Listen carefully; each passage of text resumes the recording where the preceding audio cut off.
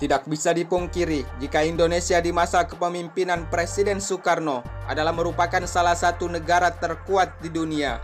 Bahkan China dan Amerika Serikat pun segan dengan Indonesia.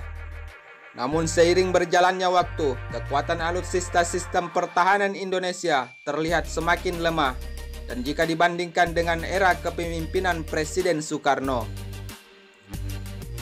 Namun jika kita lihat, saat ini Indonesia memiliki ketergantungan dengan negara-negara lain di bidang pengadaan alutsistanya yang cenderung akan menekan Indonesia. Tentunya hal itu akan menyulitkan posisi Indonesia, sebab tanpa kemandirian alutsista sistem pertahanannya, sudah pasti Indonesia akan tergantung pada negara tersebut dan terlebih jika menyangkut alat utama sistem persenjataan berteknologi tinggi. Sebut saja Amerika Serikat dan Indonesia yang memiliki kerjasama di bidang pengadaan alutsista militernya, di mana kita tahu jika melakukan pembelian alutsista canggih dari Amerika Serikat akan memiliki dampak baik dan buruk terhadap Indonesia. Sebab jika terjadi pertempuran dan Indonesia diembargo, tentunya Indonesia akan kehabisan suplai persenjataan, sebab terjadi penyetopan suku cadang sistem persenjataan utama TNI.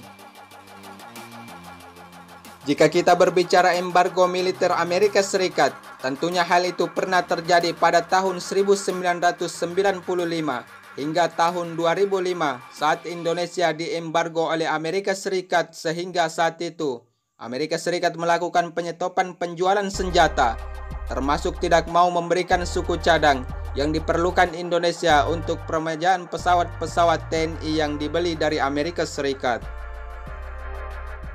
Embargo ketika itu dijatuhkan lantaran negeri Paman Sam menuduh Indonesia melanggar hak asasi manusia dengan menembaki demonstran di Dili, yaitu Timur Timur yang kini menjadi negara Timur Leste pada 12 November tahun 1991. 10 tahun embargo Amerika Serikat membuat kekuatan tempur udara Republik Indonesia mengalami penurunan drastis yang mengakibatkan banyak pesawat jet tempur TNI Angkatan Udara harus di-ground lantaran tak punya cadangan disebabkan embargo militer Amerika Serikat terhadap sistem persenjataan TNI Indonesia. Karena penyetopan suku cadang terhadap Indonesia sehingga mengakibatkan setengah lusin F-16 Fighting Falcon, sejumlah armada F-5 Tiger, hingga pesawat angkut militer C-130 Hercules yang seluruhnya adalah buatan Amerika Serikat.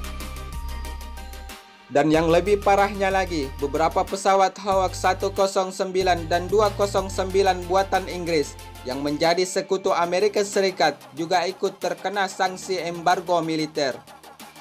Pasca adanya embargo selama 10 tahun itu, cukup membuat banyak pesawat militer Indonesia yang tidak bisa diterbangkan sekalipun kondisinya baik. Bahkan tergolong baru, saat itu Indonesia memang memiliki banyak alutsista tempur udara. Namun banyak pula yang tidak bisa digunakan untuk menjaga kedaulatan Indonesia. Demi tetap menjaga sistem pengamanan dan kedaulatan NKRI dari berbagai ancaman yang tidak terduga, Indonesia lantas mencari akal atau alternatif lain sebagai kelanjutan alutsista pertahanan militer Indonesia.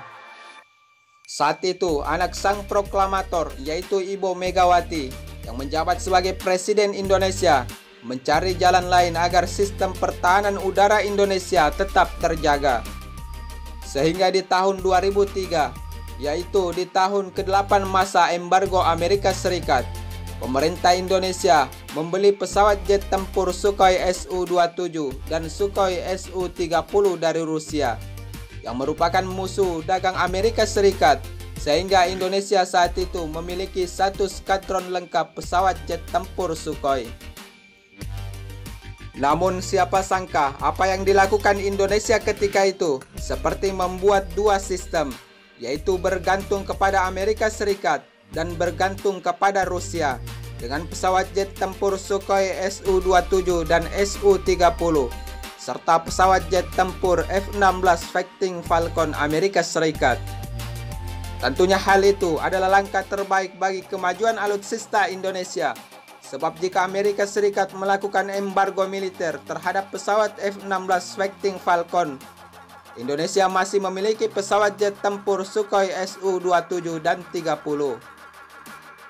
Sesungguhnya embargo militer tersebut merugikan Amerika Serikat sendiri, sebab perusahaan-perusahaan negara adidaya itu yang bergerak di industri penerbangan menjadikan kehilangan salah satu pasar potensial, sehingga mereka tidak bisa menjual alutsista dan suku cadang kepada Indonesia. Karena hal tersebut, akhirnya embargo terhadap Indonesia dicabut pada tahun 2005. Namun Indonesia tetap mempertahankan dua sistem pertahanan dari kedua negara tersebut.